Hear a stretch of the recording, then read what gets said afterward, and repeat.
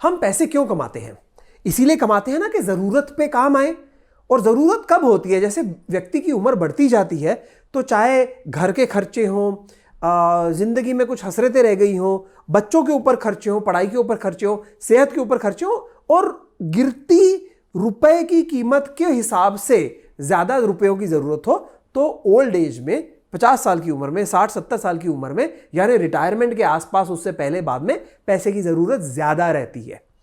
इसी कारण से पेंशन स्कीम्स दी जाती हैं गवर्नमेंट जॉब्स में या कई जॉब्स में।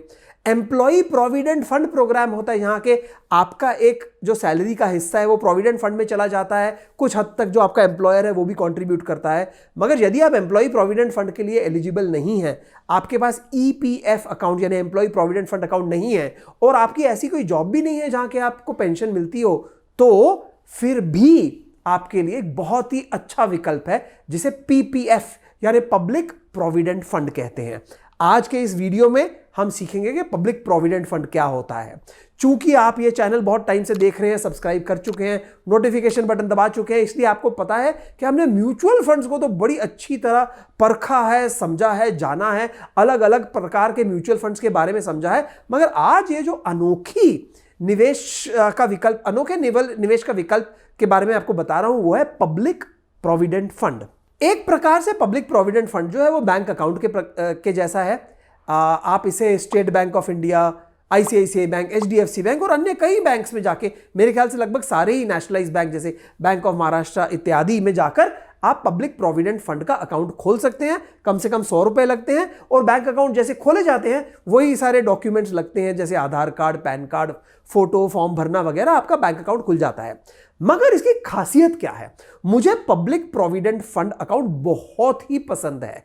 हालांकि मैंने एक वीडियो बनाया था कि ईएलएसएस यानी कि इक्विटी लिंक सेविंग स्कीम और पब्लिक प्रोविडेंट फंड में कैसे तुलना करें, कौन सा बेहतर होगा। अगर आपने वो वीडियो नहीं देखा तो यहां पर मैंने लिंक दिया है, यहां एक काम कीजिए, ये पूरा वीडियो देख लीजिए। बाद में डिस्क्रिप्शन में भी लिंक दिया हुआ है मैंने नीचे, वहां पे क्लिक करके जरूर आप देख लीजिएगा कि पब्लिक प्रोविडेंट फंड और ईएलएसएस में क्या तुलना है। मैंने अपने जीवन के समझो 20-25 साल सिर्फ पीपीएफ में इन्वेस्ट किया है, ईएलएसएस में नहीं। बट पिछले समझो 4-5 साल से मैंने ईएलएसएस को प्रेफर किया है। मगर फिर भी कहता हूं, जो 20-25 साल किया है, और आज भी मैं पीपीएफ को एक बहुत ही बेहतरीन निवेश का जरिया मानता हूं। तो उसे समझते हैं होता क्या है। पीपीएफ हमारे देश में एक बहुत ही कम निवेश के विकल्पों में है जहां पर कि आपको ई ऑफर मिलती है। ये ई ऑफर क्या है? इसे कहते हैं एग्जेम्प्ट, यानी कि आपको माफ किया गया 3 बार। तो ये 3 बार ई कब आई?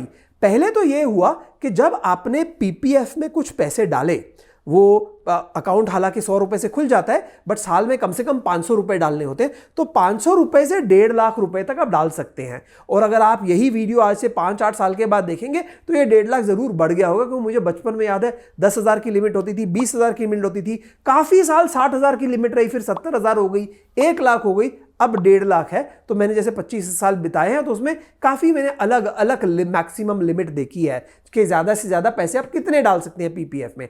इस समय जब मैं वीडियो बना रहा हूं तो वो 1.5 लाख है। आप देख लेना कि धारा 80C यानी 80C इनकम टैक्स एक्ट के अंदर जो है वो बताता है कि कितने पैसे डाल सकते हो। तो आज के हिसाब से यदि आप 1.5 लाख रुपए का निवेश करते हैं पब्लिक प्रोविडेंट फंड यानी पीपीएफ में, तो आपकी जितनी भी इनकम होती है ना उस साल की, उसमें से गणित ऐसा होता है कि आप 1.5 लाख निकाल देते हैं, और जो बाकी बढ़ता है उस पर कितना टैक्स लगेगा वो आप टैक्स यानी आयकर भरते हैं। तो सबसे पहली ई यानी एग्जेम्प्ट यानी कि माफी आपको यह मिली कि आपने जितना पैसा लगाया 1.5 लाख रुपए तक पीपीएफ में, वहां पे आपको इनकम टैक्स एग्जेम्प्ट हो गई। दूसरी चीज, क्योंकि आपको हर साल उस पर एक सुनिश्चित सुनिश्चित इंटरेस्ट रेट ब्याज मिलता है, जो कि इस समय 7.1% है।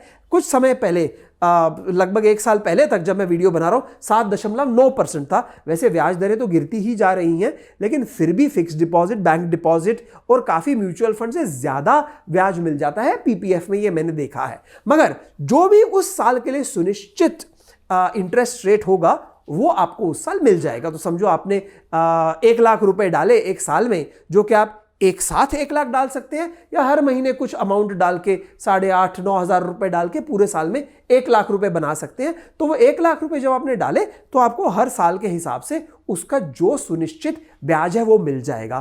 तो ये बहुत ही बढ़िया बात है। बैंक में व्यक्ति पैसे इसलिए रखता है ताकि सेफ्टी पूरी बनी रहे और साथ ही साथ मुझे सुनिश्चित ब्याज मिले। यहां पे जो सेफ्टी है यानी कि जो सुरक्षितता है पब्लिक प्रोविडेंट फंड की, ये बैंक से भी ज्यादा है, क्योंकि इसे गारंटी कौन कर रहा है? इसे गारंटी कर रही है सरकार, जो कि हर इन्वेस्टमेंट विकल्प, निवेश विकल्प से सबसे सिक्योर होता है सॉवरेन, यानी कि जो सेंट्रल गवर्नमेंट या इंडियन गवर्नमेंट के जो डेट होते हैं वो सबसे सेफ होते हैं। तो ये हुई सबसे सेफ। और जो मैंने रेट ऑफ इंटरेस्ट भी कहा, इस समय जब मैं वीडियो बना रहा हूं तो स्टेट बैंक ऑफ इंडिया अपने 5 साल के फिक्स डिपॉजिट पे 5.4% रेट ऑफ इंटरेस्ट दे रहा है। और कोई भी ड्यूरेशन देखो, चाहे 30 दिन की देखो, 2 साल की देखो, 5 साल की देखो, 7 साल की देखो, इस समय स्टेट बैंक ऑफ इंडिया का जो सबसे ज्यादा रेट ऑफ इंटरेस्ट मिल रहा है वो 5.4% है। और इस समय ही पीपीएफ में 7.1% मिल रहा है। तो समझो 20-30% ज्यादा मिला 5.4% से, 5.4% से। सो पहली बात हुई कि आपको जो सुनिश्चित रेट ऑफ इंटरेस्ट है वो मिलेगा, जरूर मिलेगा, गारंटी के साथ मिलेगा, बैंक के फिक्स डिपॉजिट से ज्यादा सिक्योरिटी के साथ मिलेगा। दूसरी चीज, जब आपके बैंक अकाउंट में पीपीएफ अकाउंट में जब हमने 7.1 या जो भी सुनिश्चित इंटरेस्ट रेट था वो डाल दिया, तो इंटरेस्ट मिलने पर आपको टैक्स नहीं लगेगा उस समय। तो ये हुई दूसरी ई। मैंने पहले कहा था कि ई यानी एग्जेम्प्ट होता है। पहला एग्जेम्प्ट रहा जब आपने डिपॉजिट किया तो आपकी इनकम में से निकल गया। दूसरा एग्जेम्प्ट हुआ जब आपको ये इंटरेस्ट मिला, तभी भी टैक्स नहीं हुआ। इसके विपरीत अगर आपको बैंक अकाउंट में, फिक्स डिपॉजिट में बीच में अगर इंटरेस्ट मिलता है तो उसी समय उसमें टैक्स लग जाता है, यानी कि ये टैक्स फ्री रहा। उसके ऊपर से आप देखिए बढ़िया बात हुई तीसरी ई, जब आप कुछ समय बाद, कुछ सालों बाद ये पैसे विड्रॉ करेंगे तो उस समय तीसरी ई आ जाती है कि उस समय भी इनकम एग्जेम्प्ट है और ये आपको टैक्स फ्री मिल जाएगी। दोस्तों ये समझो कि जब स्टेट बैंक ऑफ इंडिया के एफडी में या किसी भी बैंक के एफडी में आपको 5% या 6% अगर इंटरेस्ट मिलता है तो उसमें पूरा इनकम टैक्स लगता है। यहां पर आपको इनकम टैक्स नहीं लगता। तो मतलब अगर आप 30% की श्रेणी में हैं तो यहां का 7% रेट ऑफ इंटरेस्ट बैंक के 10% रेट ऑफ इंटरेस्ट के बराबर हुआ, क्योंकि बैंक जब 10% रेट ऑफ इंटरेस्ट देगा उस पर आपको 30% जब अगर टैक्स लगा तो 10 में से 30% यानी 3 तो बन गया 7। यहां पे तो आपको 7 मिल रहा है, तो हुई ना बढ़िया बात। इस कारण से पीपीएफ बहुत बढ़िया है। ये मेरे लिए थोड़ी निराशा की बात जरूर है कि अभी जो हाल ही में बजट हुआ था उसमें हमारी जो वित्त मंत्री हैं निर्मला सीतारमण जी, उन्होंने कहा कि जो आपकी जमा पूंजी है उस पर जो जमा ब्याज हर साल दिया जा रहा है, जब ये किसी भी वर्ष में 2.5 लाख से ज्यादा होगा तो उस पर जो अधिक मात्रा है उस पर टैक्स लगेगा।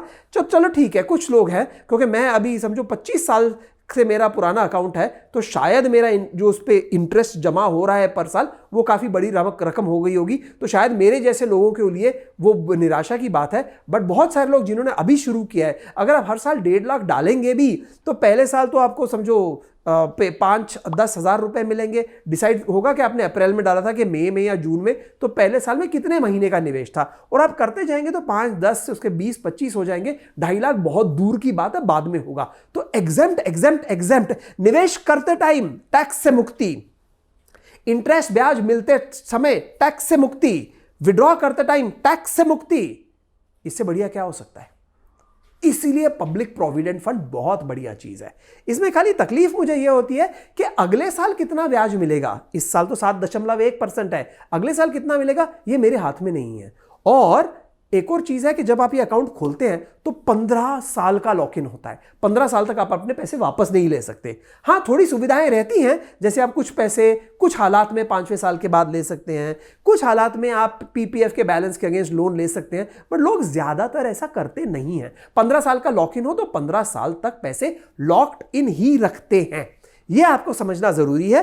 तो क्या यह अच्छी बात है, बुरी बात है, ये तो आपके नजरिए के ऊपर है। मैं सोचता हूं कि व्यक्ति जब पैसे कमाता है तो कुछ पैसे होनी चाहिए, जो जमा राशि होनी चाहिए, जो कि आप बहुत लंबे समय के लिए उसको पैक कर दें कि भैया तू अब उधर बैठ, कि तुम थोड़े से रुपए उधर बैठो और मेरे लिए कमाओ ब्याज, और जिंदगी भर कमाते रहो, क्योंकि तुम मेरे सेफ्टी के पैसे हो, तुम मेरी सुरक्षितता के पैसे हो, जो मुझे स्वावलंबी और आत्मनिर्भर बनने में सहायता देता है, तो पीपीएफ एक बहुत बड़ा जरिया है ऐसा पैसा पार्क करने में। हाँ, यदि आपको लगता है कि मुझे 1 साल के बाद, 2-3-4 साल के बाद पैसे की जरूरत पड़ सकती है, तो जो इनकम टैक्स की धारा 80C है उसके अंदर आप ELSS यानी इक्विटी लिंक सेविंग स्कीम में भी पैसे डाल सकते हो, जिसमें सिर्फ 3 साल का लॉक इन है। मगर मुझे लगता है कि 3 साल के बाद जब पैसे आएंगे तो उसका आप करोगे क्या? यदि आपके पास उसका उस समय कोई उपयोग है, आप कुछ खरीदना चाहते हैं, तो बात अलग है। मगर यदि आप उस समय फिर और निवेश के मौके ढूंढेंगे तो बेहतर यही रहेगा कि आप निवेश बना रखने दीजिए। एक दिन भी क्यों आप ब्याज गंवाते हैं? तो उस ख्याल से पब्लिक प्रोविडेंट फंड तो शायद उसके बराबर की तो कोई चीज ही नहीं है। अगर आप फिक्स्ड इनकम चाहते हैं, फिक्स यानी कि आपको इंटरेस्ट चाहिए, अगर आपको शेयर मार्केट के उतार चढ़ाव में नहीं फंसना, तो ELSS का माध्यम भी नहीं रहता। तो इसलिए इस कारण से PPF यानी पब्लिक प्रोविडेंट फंड इसमें भी बहुत लाभदायक रहती है। मुझे तकलीफ कभी कभी हो जाती है कि PPF, हालांकि वो बैंक्स जो होते हैं उनके सारे नेट बैंकिंग होती है, उनमें सारे आसान तरीके होते हैं बैंकिंग करने के, लेकिन PPF में कुछ बैंक अब तक कहते हैं कि आओ पासबुक लेकर आओ, पासबुक प्रिंट कराओ, वो स्टेटमेंट नहीं देते, वो ऑनलाइन डिटेल्स नहीं देते। तो ये कुछ तकलीफ की बात है, लेकिन सिंस वो उन्होंने प्राइवेट सेक्टर बैंक और कुछ एडवांस्ड फैसिलिटीज़ वाले बैंक्स को भी अलाउ किया है, तो मैंने ये देखा है कि आज की तारीख में कुछ बैंक्स ने अच्छी सुविधाएं इंटरनेट बैंकिंग वगैरह की PPF में भी अलाउ की हैं, जिससे कि ये जो एक दुविधा थी या एक तकलीफ थी लोगों को, ये भी हटती चली जा रही है। तो मैंने PPF क्यों छोड़ा, ELSS की तरफ क्यों गया? क्योंकि अब मुझे लग रहा है कि मैं ज़्यादा रिटर्न चाहता हूं, और उस ज़्यादा रिटर्न, ज़्यादा मुनाफा पाने के लिए मैं ज़्यादा जोखिम यानी कि रिस्क लेने को तैयार हूं। अगर आप मेरे जैसे सोचते हैं तो डाल दीजिए पैसे ELSS में, मगर आप ये अपने बुढ़ापे के लिए या पेंशन के लिए या रिटायरमेंट के लिए पैसे अगर साइड में रखना चाहते हैं तो PPF लीजिए। एक और वीडियो मैंने बनाया है जिसमें मैंने PPF की तुलना फिक्स्ड डिपॉजिट से की है, वो वीडियो भी जरूर देखिएगा, नीचे डिस्क्रिप्शन में लिंक दिया हुआ है। और बार बार मैं आपको बोलता हूं कि भाई यहां लिंक दिया है, नीचे डिस्क्रिप्शन में लिंक दिया है, इन सब चीजों की आपको जरूरत ही नहीं है। अगर आप वीडियो देख रहे हो तो बीच में लिंक पे क्लिक क्यों करो? सब्सक्राइब कर दो, नोटिफिकेशन बटन दबा दो, अपने आप मेरे सारे वीडियोस आपके पास आ जाएंगे। तो फिर आप देखते रहिए, हम बताते हैं और PPF की बातें।